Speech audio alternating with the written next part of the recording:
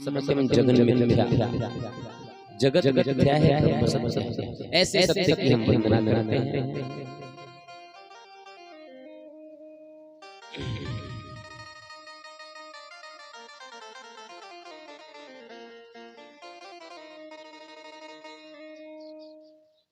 श्री शौनक आदि 88,000 ऋषियों ने सूत जी से प्रश्न किया कि महाराज, हमने सुना है कि भगवान ने 24 अवतार लिए हैं, कोई कहता है 12 अवतार लिए हैं और कोई कहता है अनेक अवतार लिए हैं। आखिर भगवान के मुख्य अवतार कितने हैं? भगवान जो अवतार धरती पे लेके आते हैं कितने?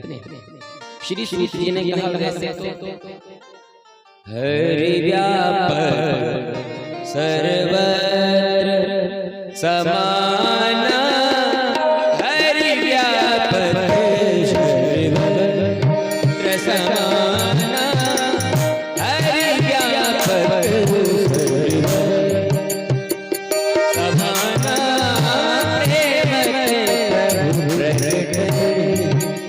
में जाना, हरि व्यापक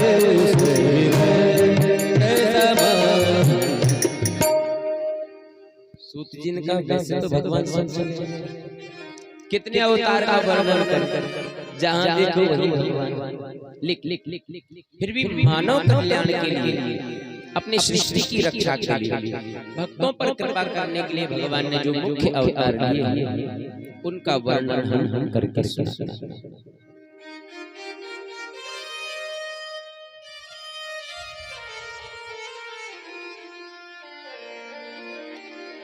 एव प्रथमं देवः कौमारं सर्गमास्थितः,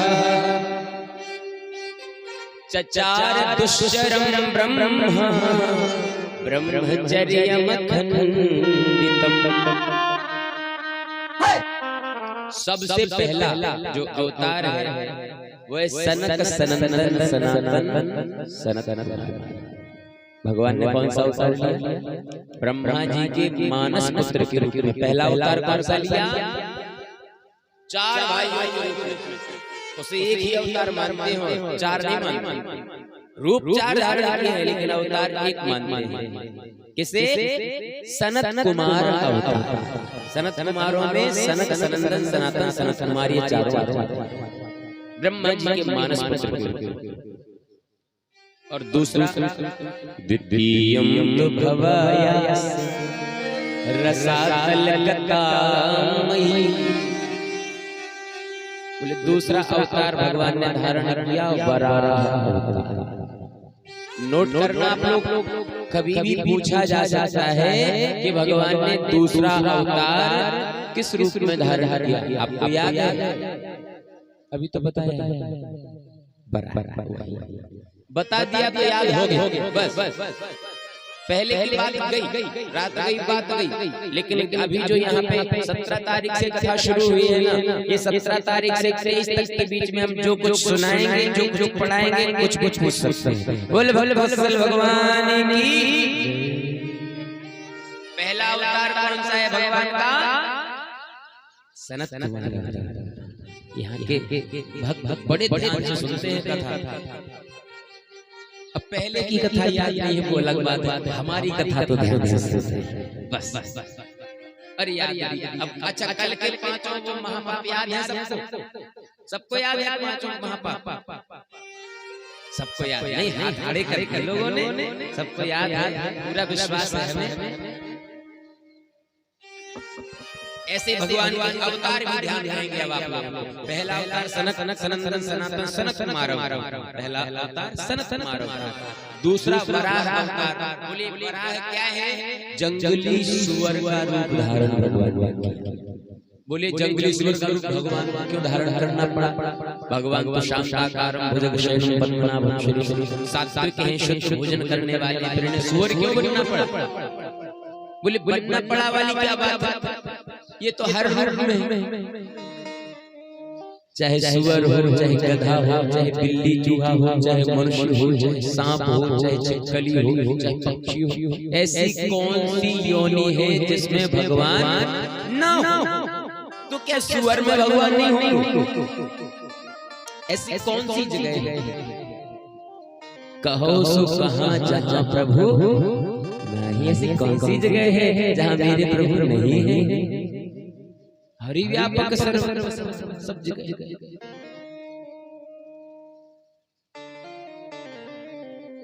तीसरा अवतार तृतीय मृषिशर्गम च दीवर्षित्वमुपेत्य सह। तीसरा अवतार धारण किया है नारद जी के रूप में, मीडिया प्रभारी के। तीसरा अवतार कौन सा है? नारद अवतार। नारद जी भी भगवान के ही अवतार हैं। और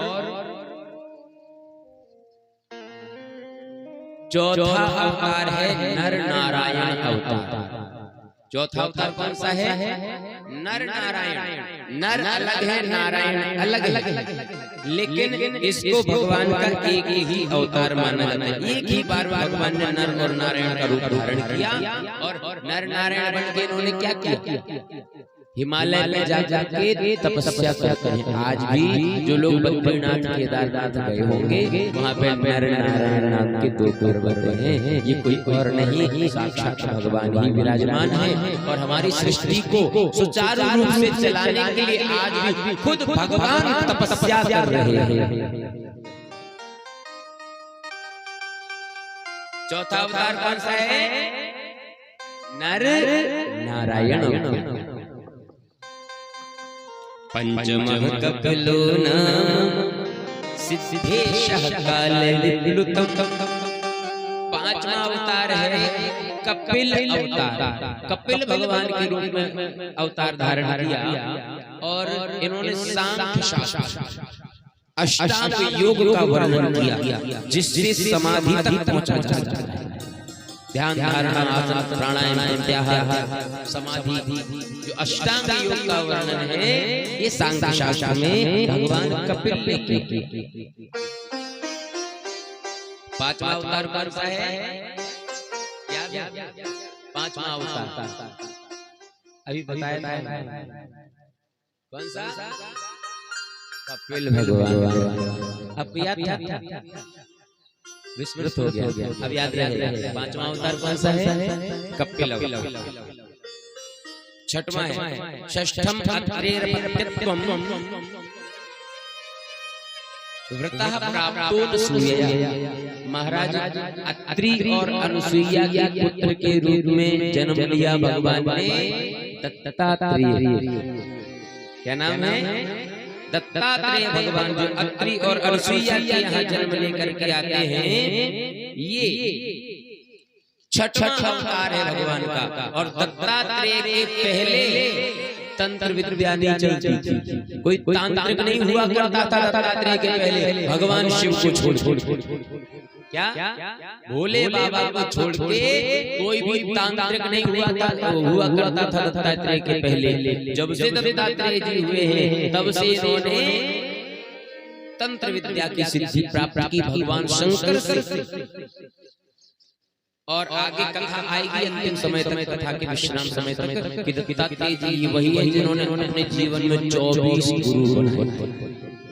कोई कहता है एक से दूसरा गुरु नहीं बनाना चाहिए, लेकिन दत्तात्रेय जी ने 24 गुरु बनाए। एक बात जरूर है, एक दीक्षा गुरु होते हैं, एक शिक्षा गुरु होते हैं। तो दत्तात्रेय जी के दीक्षा गुरु तो एक ही थे, लेकिन शिक्षा गुरु 24। दीक्षा देने वाला गुरु तो हमारा जीवन में एक ही होना चाहिए, लेकिन शिक्षा गुरु हम कितने भी बना सकते हैं, जितने चाहे। शिक्षा तो जिससे मिलो, एक अक्षर प्रदातार, जिससे एक अक्षर भी सीखने को मिल जाए वही हमारा गुरु हो जाए। दत्तात्रेय जी ने 24 गुरु बनाए। ततः सप्तम आकृत्याम यज्ञ जाए। सातवां अवतार भगवान ने यज्ञ के रूप में लिया। जो यज्ञ यहाँ चल रहा है, यज्ञ नारायण भगवान भी भगवान के अवतार है। यज्ञ नारायण भगवान ये भगवान का सातवां अवतार, जो रुचि प्रजापति और आकुति स्वयं मनु की पुत्री आपकी और रुचि प्रजापति के यहाँ जन्म लेकर के आई और अष्टमी मेरु देवद्यान नाभि जातो उरुक्रमः। आठवें अवतार के रूप में भगवान ने नाभि नंदन ऋषभ देव जी के रूप में अवतार। आप लोगों ने शायद ऋषभ देव जी का नाम सुना हो। ये ऋषभ देव जी बहुत बड़े राजा हुए। इनकी तपस्या के बल से बारिश हो जाए थी। एक बार इंद्र ने अपनी पुत्री जयंती का विवाह करने के लिए इनकी परीक्षा ली ऋषभ देव जी कि इनके साथ अपनी बेटी का विवाह करेंगे, लेकिन क्या ये मेरे दामाद बनने के योग्य हैं? परीक्षा ली। तो इंद्र ने क्या किया, इनके राज्य में ऋषभ देव जी के राज्य में अकाल कर दिया, सूखा पड़ गया, बारिश नहीं हुई, पानी की एक एक बूंद के लिए प्रजा तड़पने लगी। तो सारी प्रजा ऋषभ देव जी के पास गई और कहा, महाराज जब राजा पापी होता है तभी उस राजा के राज्य में अकाल पड़ता है, सूखा पड़ता है या बाढ़ आती है। जब राजा पापी होता है तभी देश में कोई बड़ी महामारी, कोई भीषण आपदा आती है। अगर राजा धर्मात्मा है तो कोई भी संकट प्रजा पर नहीं आ सकता। इसका मतलब आप धर्मात्मा नहीं हो, इसीलिए आपके राज्य में हम सब प्यास के मारे तड़प रहे हैं। अब हम सब लोग आपके राज्य को छोड़ के भाग जाएंगे। तो ऋषभ देव जी ने कहा, आप लोगों को हमारा राज्य छोड़ के भागने की जरूरत नहीं है, आप लोग जाओ, आज ही रात्रि में बारिश हो। बोल दिया। राजा ऋषभ देव जी ने संकल्प किया, अगर मैंने तन मन धन हर प्रकार से अपनी प्रजा को अपनी संतान के समान प्यार किया है, मैंने कभी भी संत में, ब्राह्मण में और भगवान में अंतर नहीं समझा है, तो आज बारिश हो जाना चाहिए। उसी समय इंद्र को वर्षा, उसी समय इंद्र को वर्षा। तब इंद्र ने अपनी पुत्री का विवाह ऋषभ देव जी के साथ किया और ऋषभ देव जी से एक नई परंपरा शुरू हो गई। इन्होंने क्या किया था, बाद में अपने पुत्रों को राजपाट दे करके जंगल में चले गए थे। एकदम नंग दड़ंग रहने लग गए थे, सारे वस्त्र इन्होंने फेंक दिए और जंगल में रह करके तपस्या करने लग गए, साधना करने लग गए। इनके जब बाल होते थे ना बड़े, ऐसे हाथों से खींच करके फेंक दिया करते थे, बाल बात नहीं थी, ऐसे उखाड़ के दाढ़ी बाल उखाड़ करके फेंक दिया करते थे। ऐसे मलमूत्र में पड़ के पास सिद्धियां आई, अष्ट सिद्धि नौ निधियां आई, या प्राप्त कर लो। आकाश गमन सिद्धि आई, पर काया गमन सिद्धि आई, दूसरे के शरीर में प्रवेश करने वाली सिद्धि, आकाश में उड़ने वाली सिद्धि, अदृश्य सिद्धि, कई सिद्धियां आई, लेकिन ऋषभ देव जी ने कोई भी सिद्धि स्वीकार नहीं की। इनसे एक परंपरा प्रारंभ हुई जिसको आज हम लोग जैन परंपरा बोलते हैं। क्या बोलते हैं? जैन परंपरा। श्री ऋषभ देव जी हमारे भाग के अनुसार 8वें भगवान के अवतार हैं और जैन परंपरा में इनको पहला तीर्थंकर बोलते हैं। जैन परंपरा 24 तीर्थंकर होते हैं, तो प्रथम तीर्थंकर जिनको आदिनाथ कहते हैं, ये कोई और नहीं, श्री ऋषभ देव जी ही आदिनाथ हैं। और जिनको महावीर स्वामी बोलते हैं वो कोई और नहीं, हमारे श्री भरत जी महाराज हैं। राम जी के भाई भरत नहीं, दुष्यंत नंदन भरत।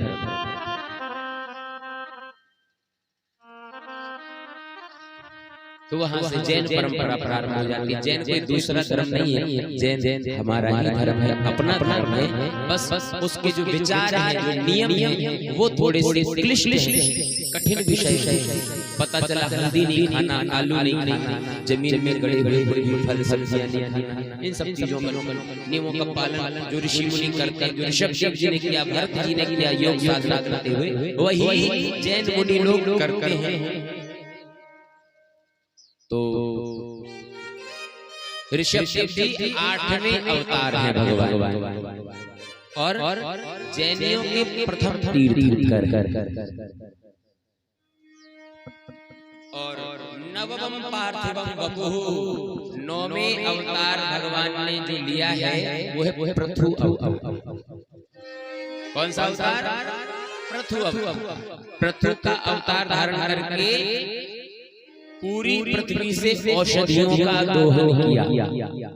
पृथ्वी से पहले एक बार पृथ्वी जो है राजा बेन के आतंक से दुखी होकर के पृथ्वी ने पूरे रसायन अपने अंदर समाहित कर दिए। जितने गुण थे पृथ्वी के तत्व थे वो सब सोख लिए। तो धरती अन्न नहीं देती थी, जल नहीं देती थी, कोई भी बीज बोया जाए तो उसमें फल नहीं देती थी पृथ्वी। तब जाके महाराज पृथु का जब जन्म हुआ तो महाराज पृथु ने पृथ्वी को मारने का प्रयास किया। उस समय इसका नाम था धरा, धरती का नाम क्या था? धरा। लेकिन जब पृथु ने उसे मारने का प्रयास किया और बाद में पृथ्वी ने पृथु से प्रार्थना की कि आप हमें छोड़ दो, हमारी कोई गलती नहीं है, आपके पहले जो राजा बैन हुए, राजा बैन के पाप के कारण हमने सारी औषधियों को समाप्त कर दिया था। अब आप धर्मात्मा राजा हो तो मैं गाय बन जाती हूँ और आप योग्यता के अनुसार सबको बछड़ा बनाओ और आपको जो औषधियां जो रसायनों का दोहन करना है वो कर। उसी समय राजा पृथु ने पृथ्वी को अपनी पुत्री पुत्री मान। तभी से धरा का नाम पृथ्वी हुई। पृथु की पुत्री पृथ्वी, जैसे जनक की पुत्री जानकी, उसी प्रकार पृथु की पुत्री पृथ्वी, तभी से पृथ्वी नाम। नौवां अवतार कौन सा है? पृथु अवतार। और 10वां मत्स्य अवतार, 11वां कच्छप अवतार, 12वां धन्वंतरी अवतार, 13वां मोहिनी अवतार, 14वां नरसिंह अवतार, 15वां वामन अवतार, 16वां परशुराम अवतार, जिन्होंने 21 बार है वैश्विक शक्तियों को समाप्त किया। क्या भगवान ने परशुराम जी का रूप धारण कर 21 बार धरती को क्षत्रियों से ही किया। लेकिन ये कौन से क्षत्रिय थे? ऐसा नहीं कि पूरे क्षत्रियों को विनाश कर दिया, नहीं, है क्षत्रिय जिनमें सहस्त्रार्जुन नाम का एक राजा था। कार्तवीर्य सहस्त्रार्जुन, जिसने परशुराम जी के पिता का वध किया था, उनके वंश में जितने क्षत्रिय थे, है वंशी क्षत्रिय उनको बोलते हैं, 21 बार धरती से नष्ट किया।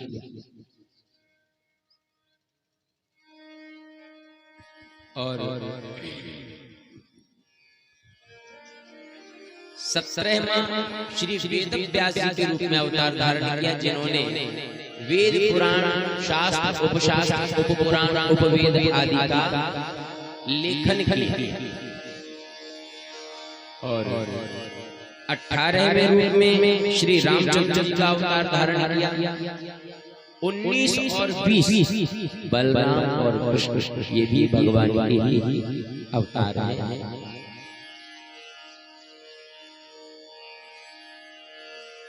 वैसे ऐसा ही वर्णन एते चांस कला पुंसः कृष्णस्तु भगवान से, इनमें जो भगवान श्री कृष्ण और राम हैं ये साक्षात भगवान ही हैं, ये अवतार नहीं है, ये तो अवतारी है।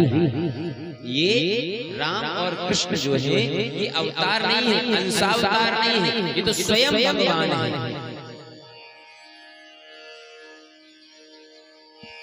भगवान राम ने जब मनु सत्संग को दर्शन दिया तो राजा मनु ने कहा, महाराज चाहो तुम ही समान सुत प्रभु सत कौन दुरावा।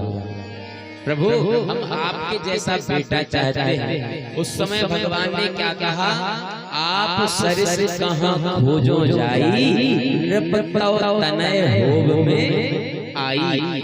कहा महाराज हमारे जैसा तो दुनिया में कोई है ही नहीं, हमारे जैसे तो सिर्फ हम ही हैं, इसलिए अपने जैसा कहाँ खोजेंगे, तुम्हारे बेटा बन के हम खुद ही आ जाएंगे। तो भगवान राम स्वयं दशरथ के पुत्र बन आए, वही मनु दशरथ के रूप में आए। तो स्वयं भगवान आए हैं, ये अवतार नहीं है किसी की, स्वयं साक्षात ब्रह्म। 21वां अवतार बुद्ध अवतार। कौन सा?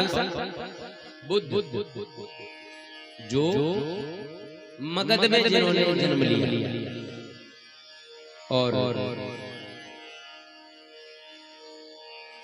22वां अवतार है हरि अवतार। हरि अवतार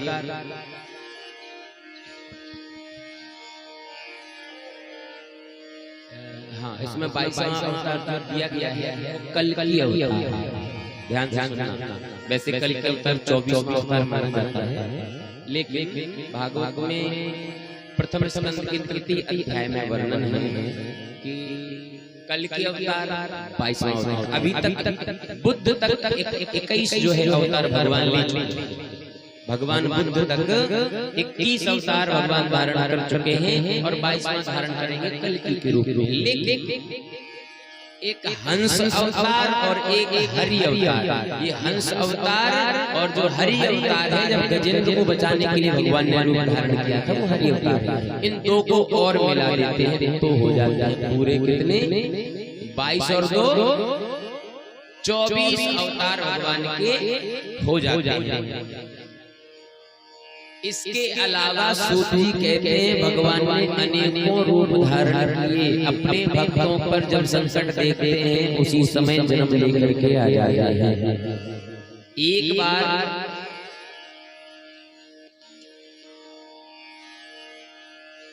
एक कथा आती है ऐसी, एक बार आगरा में बैठे बैठे हिंदुस्तान पर राज कर रहे शहंशाह अकबर ने अपने मंत्री बीरबल से पूछा कि बीरबल एक बात बताओ, तुम्हारे जो भगवान हैं क्या उनके पास सेना है?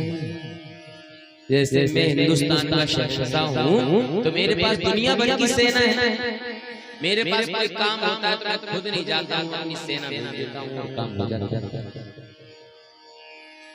बोले क्या तुम्हारे भगवान के पास अगर वो तीनों लोगों के मालिक हैं, क्या उनके पास सेना नहीं है, सिपाही नहीं है? बीरबल ने कहा महाराज ऐसे क्यों पूछ रहे हो, क्या जरूरत है सेना? बोले इसलिए पूछ रहे हैं कि रावण को मारना होता है तो तुम्हारे राम जी खुद चले जाते हैं, सेना क्यों नहीं भेजते? खुद क्यों आते हैं? कंस को मारना होता है तो खुद चले जाते हैं, हिरण्यकश्यप को मारना होता है तो खुद चले आते हैं, हिरण्याक्ष को मारना होता है तो खुद चले आते हैं, वराह क्या इनके अकेले ही है? ऐसे शहंशाह बन बैठे हैं तीनों लोग, इनके पास सेना फेना कुछ नहीं है। अगर शक्तिशाली है, सर्वशक्तिमान है तो अपने सेवकों को भेज देना चाहिए। बीरबल ने कहा महाराज बात तो आपकी बिल्कुल सही है, इसका जवाब हम आपको कल देंगे, हमें रात भर का समय चाहिए। राजा ने समय दे दिया। दूसरे दिन क्या हुआ, प्रातः काल की बेला थी, अकबर यमुना जी में भ्रमण करने के लिए नौका विहार के लिए सुबह सुबह निकलते थे। उसी समय आज बीरबल भी निकल पड़े दूसरी नाव। देखा कि सामने अकबर की नाव घूम रही है, बीरबल अपनी नाव लेकर के गए और हाथ में बीरबल के हाथ में अकबर का बेटा है, छोटा सा 6 महीने का बाल, उसको लेकर के बीरबल ऐसे ऐसे घुमा रहे हैं, उछाल रहे हैं। अकबर की नजर पड़ी, अरे बीरबल ये तो मेरे शहजादे हैं, लाओ लाओ मेरी गोदी में दे दो। नाव किनारे पे आई, नाव जैसे ही किनारे पे आई, अकबर ने हाथ फैलाए अपने शहजादे को लेने के लिए।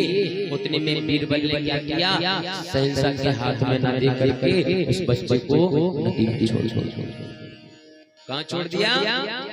नदी में छोड़ दिया। जैसे नदी में छोड़ा अकबर ने कुछ नहीं देखा, सीधे कूदे और उस बालक को निकाल के लेके आए। जैसे किनारे पे आए तो देखा कि ये तो बालक था ही नहीं, ये तो पुतला था। क्या था? मेरे बच्चे का पुतला था, मेरा बच्चा नहीं था। अब शहंशाह का गुस्सा, अरे बीरबल, क्या तुम्हें अपने मृत्यु का भय नहीं है?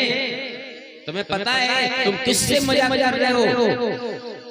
हिंदुस्तान के शहंशाह। बीरबल ने कहा महाराज ये आपके प्रश्न का जवाब क्या था? ये आपके प्रश्न का उत्तर था। अकबर ने कहा कैसे? बीरबल ने कहा महाराज मैं आपका कौन हूँ? बोले मंत्री। मंत्री तो है। बोले तुम मेरे मंत्री हो? महाराज जब वो बच्चा नदी में गिरा आप खुद क्यों कूद गए? हमसे बोलते आपके पास सेना नहीं है, आपके पास मंत्री है, आप हमसे बोलते, हम जाते मुख्य सेनाधिकारी को बोलते, सेनापति से बोलते, फिर वो सेनापति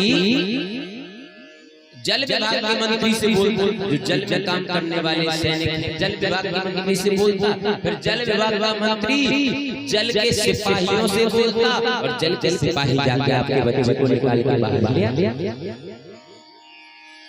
अकबर ने कहा तुम्हारी बुद्धि खराब है क्या? जब तक हम तुमसे बोलते तो मंत्री से बोलते, मंत्री सिपाही से बोलता, सिपाही आकर के कपड़े पहनते, फिर नदी में कूदते, तब तक तो मेरा बेटा मर जाता, तब तक तो मेरा बेटा मर ही जाता। इसलिए मैं खुद कूद गया उसे बचाने के लिए। बीरबल ने कहा बस महाराज ऐसे ही स्थिति मेरे भगवान की है। जब देखते हैं कि मेरे भक्त पर कोई संकट आया है तो इंद्र से, यमराज से, कुबेर से नहीं कहते हैं, मेरे प्रभु को लगता है कि अपने भक्त की रक्षा करने के लिए मुझे स्वयं तत्क्षण चले जाना चाहिए। जब गजेंद्र तिल भर सूंड रही जल बाहर, तब हरि नाम पुकारे, पूरा डूब गया था गजेंद्र, तिल भर सूंड बाहर थी। उसी समय भगवान को पुकारा तो हाथों कमला ने सुनी और थी सुनी गजराज। भगवान इतनी फुर्ती में बैकुंठ से भागे कि लक्ष्मी ने पूछा कहां जा रहे हो? तो भगवान ने कहा हाथी के पास, जिनमें से लक्ष्मी ने केवल हाथ सुन पाया, और जब तक थी बोले तब पहुंचेंगे गजेंद्र के पास। इतनी फुर्ती में भगवान देर नहीं लगाते, बिल्कुल भक्त की रक्षा। बस कोई सच्चे भाव से पुकार बुला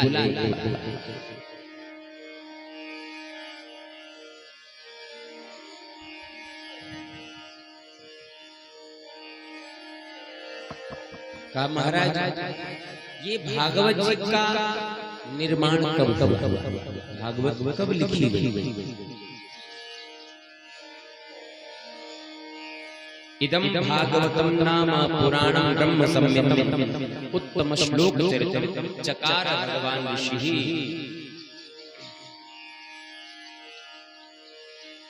तब श्री सूत जी महाराज कहते हैं द्वापरे समनु प्राप्ति तृतीय युग पर जाता पराशराद्योगी वासव्यां कलया हरि। सत्यवती और पराशर के यहाँ भगवान ने अवतार लिया, जिनका नाम पड़ा श्री वेदव्यास जी। ये कब की बात है? द्वापर युग के प्रारंभ की और तृतीय युग त्रेता युग के अंत। त्रेता के तृतीय युग पर ये, त्रेता युग के अंत में और द्वापर युग के प्रारंभ में भगवान व्यास जी ने अवतार लिया। व्यास जी ने कई ग्रंथों की रचना की, कई पुराणों की रचना की। बुढ़ापा आ गया लेकिन शांति नहीं। और रचना क्यों थी? जिससे शांति मिल जाए। जो दुखी लोग हैं वो ग्रंथों को पढ़ेंगे, सुनेंगे तो सद्बुद्धि आएगी, सही मार्ग पर चलेंगे, भगवान को पहचानेंगे, ऋषि मुनियों को पहचानेंगे, अपने कर्तव्य को पहचानेंगे। लेकिन महाराज ऐसा कुछ नहीं हुआ। उदास बैठे थे। देव ऋषि नारद आए। नारद जी ने पूछा हे व्यास जी आप उदास क्यों हो? आप उदास क्यों हो? तब पूरी समस्या बता दी। नारद जी ने सत्संग किया, अपने पूर्व जन्म का वृत्तांत बताया कि मैं भी ऋषियों के आशीर्वाद से आज देव ऋषि नारद बना बैठा हूँ। आपको ज्ञान तो है, लेकिन आपने सत्संग नहीं किया, संतों का संग नहीं किया, इसलिए आप उदास हो। आपको पता है, मैं पिछले जन्म में एक दासी का पुत्र हुआ करता था, लेकिन संतों के आशीर्वाद से आप लोगों ने कथा सुनी होगी, थोड़ा सा इसीलिए कर रहे हैं क्योंकि कथा बहुत है, कथा बहुत ये मठाके जैसा बढ़ाने वाला सिस्टम नहीं है। अभी तो सागर को गागर में भरना है। क्या करना है? अभी सागर को गागर में भरना है। इसलिए जो कथाएं आप लोगों ने ज्यादातर सुनी, थोड़ा सा संक्षेप करने का प्रयास करेंगे, इसीलिए भजन भी बहुत बहुत कर रहे हैं। लेकिन आप लोग चिंता मत करो, बस भगवान का जन्म होने वाला है, तो कल भगवान कृष्ण का जन्म, भजन ही भजन होने हैं। उनके आने के बाद हर्षोल्लास होता ही है।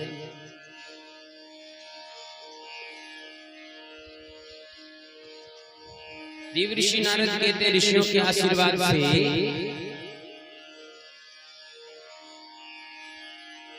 मुझे ऐसा वैराग्य जगा।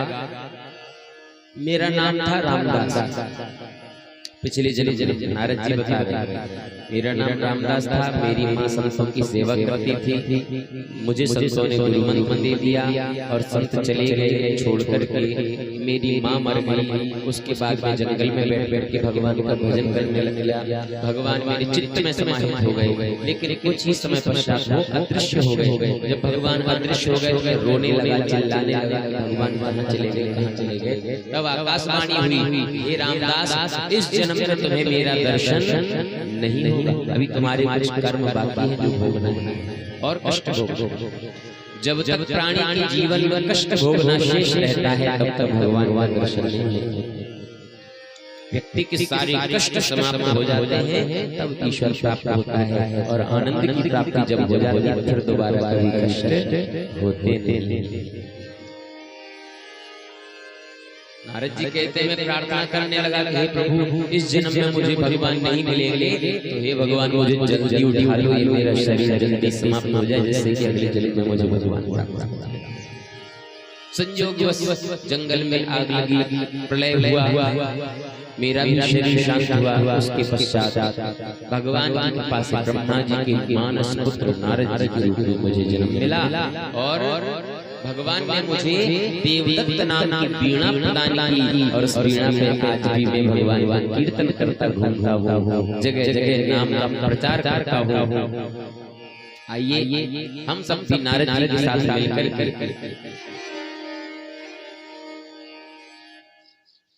एक भजन हो जाए पक्का। नारद जी कहते मुझे ऐसी आदत पड़ गई कि अगर मैं रास्ते में चल रहा हूँ ना, तब भी भगवान का कीर्तन करता हूँ। आप लोगों को भी ऐसी ही आदत पड़ जाए तो अच्छा, अच्छी आदत बड़े पड़ना है तो बुरी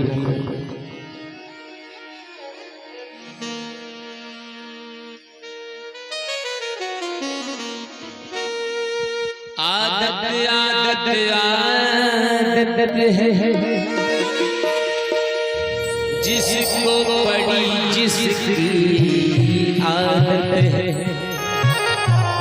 किसी को दिन भर खाने की आदत, किसी को दिन भर सोने की आदत, तो किसी को दिन भर गुटखा कमाने की आदत है, तो किसी को पीने की आदत। दूध की बात कर रहे हैं, पानी की बात कर रहे हैं, और जिसको जिसकी आदत है सो वो आदत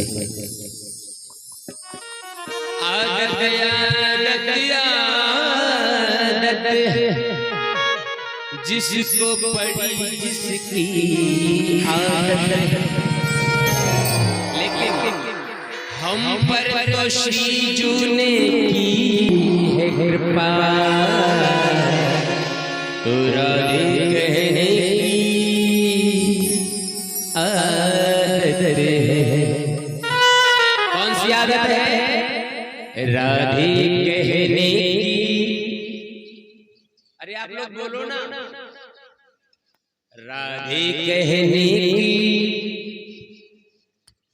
हालत खराब है। राधे कहने की आदत है, ऐसे आदत है। क्या है? आदत है। तो बोलिए राधे राधे राधे कहने की आदत सी हो गई है। राधे राधे राधे कहने की आदत सी हो गई।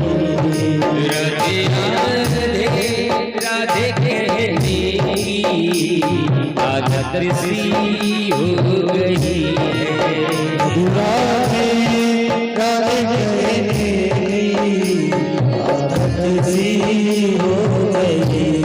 श्री जी के चरणों में रहने की, श्री जी के चरणों में रहने की आदत सी हो गई है। राधे राधे राधे कहने की आदत सी हो गई। राधे राधे राधे कहने की आदत सी हो गई है। राधे राधे राधे कहने की आदत सी हो गई है।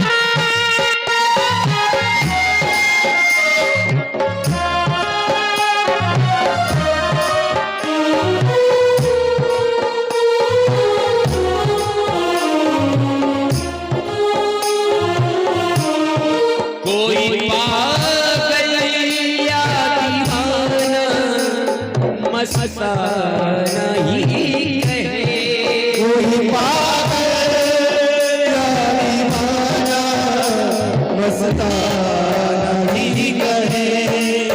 भगवान के जितने भी भक्त हुए उन्हें किसी ने समझदार जैसे मीरा बाई, कोई कहता है मेरा पागल हो, कोई कहता है मेरा दीवानी हो, कोई कहता है मेरा मस्तानी हो।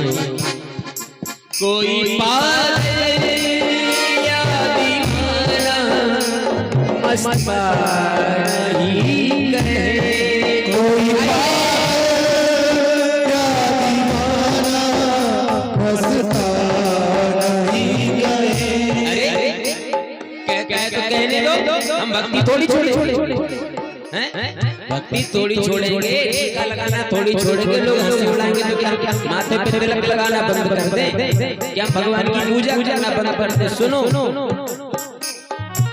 ऐसी बातों को तो कहते हैं, ऐसी बातों को अब सहने आदत सी हो गई है। ऐसी बातों को सहने आदत सी हो गई है। राधे कहने की आदत सी हो गई है। राधे राधे कहने की आदत सी हो गई है।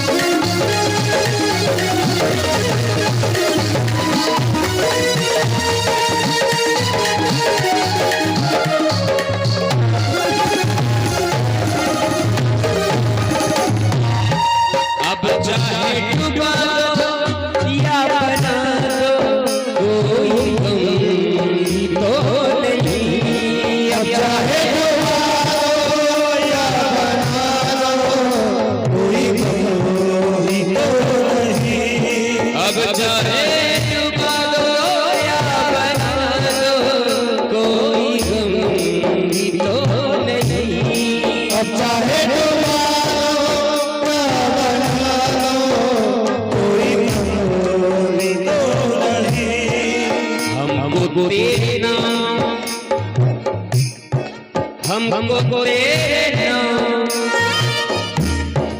हमको तेरे नाम में बहने की आदत सी हो गई है। हमको तेरे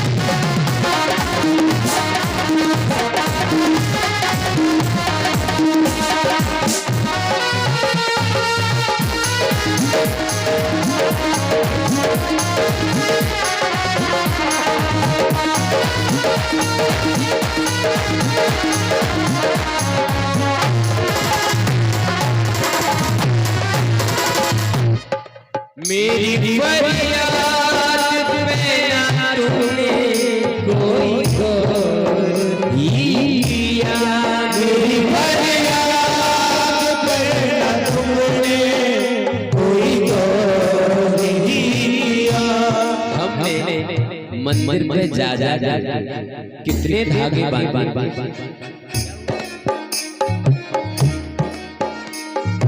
मंदिर पे जा हमने कितने धागे बांध, कितने नारियल बांध के रखे, कितनी अर्जियां लगाई, कितनी फरियादें की, एक भी नहीं सुनी,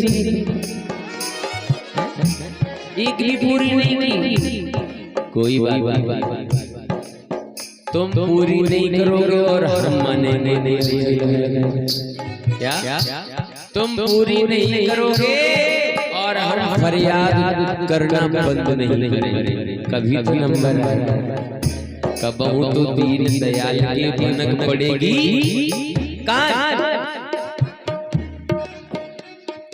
मेरी फरियाद पे न तुमने कोई गौर किया, मेरी फरियाद पे न तुमने कोई गौर किया, मेरी फरियाद पे न तुमने कोई गौर किया, मेरी फरियाद पर न तुमने कोई गौर किया।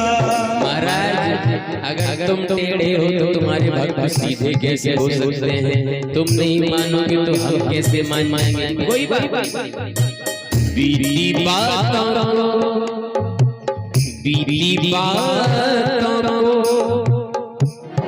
बीती बातों दोहरानी, बीती बातों दोहराने की आदत सी होती है, बीती बातों आदत सी हो गई है।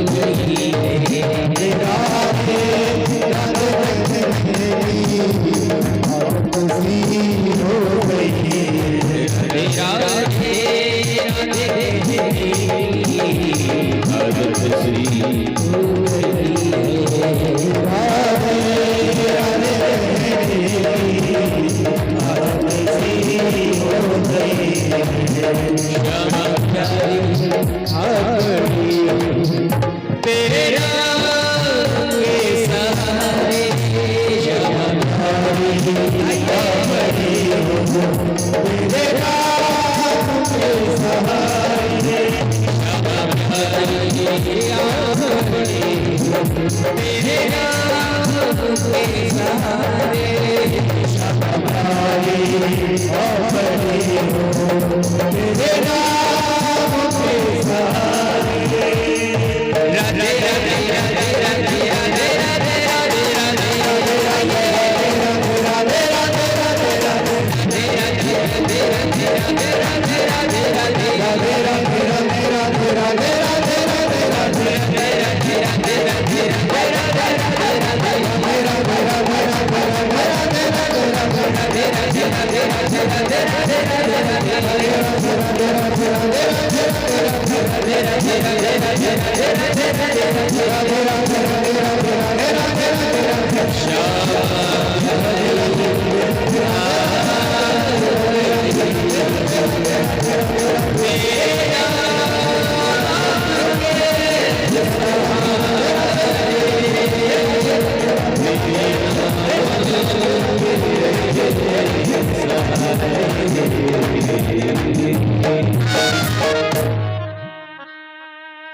देव दत्त मीमा वीणा स्वर ब्रह्म